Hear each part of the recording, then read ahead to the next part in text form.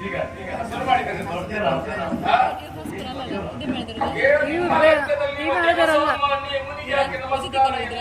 ಉದ್ದೇಶ ಉಂಟಾ ತಿಳ್ಕೊಂಡಿಲ್ಲ ನೀವು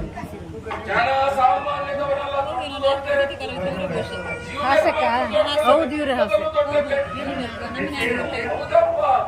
ನೀವು ಬೇರೆ ಬೇರೆ ಕರ್ಕೊಂಡು ಬಂದವರಿಗೆ ನೀವು ನಮಸ್ಕಾರ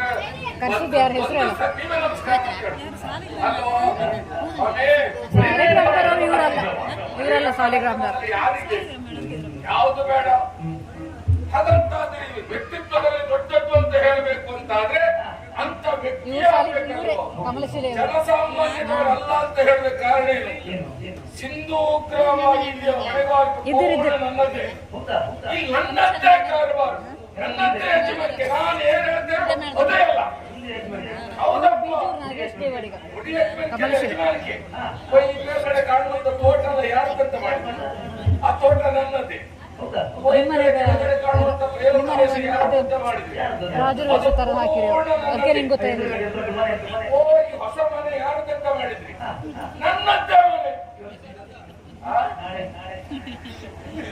ನಂದೇ ಸ್ವಾಮಿ ಇದೆಲ್ಲವೂ ನಾನು ನನ್ನ ಸ್ವಯಾಜಿತದಿಂದ ಗಳಿಸಿದ್ದೇನೆ ಪಿತ್ರಾಜಿತ ಎಂತದ್ದು ಇಲ್ಲ ಈ ಜೀವ ಬಿಟ್ಟರೆ ಬೇರೆ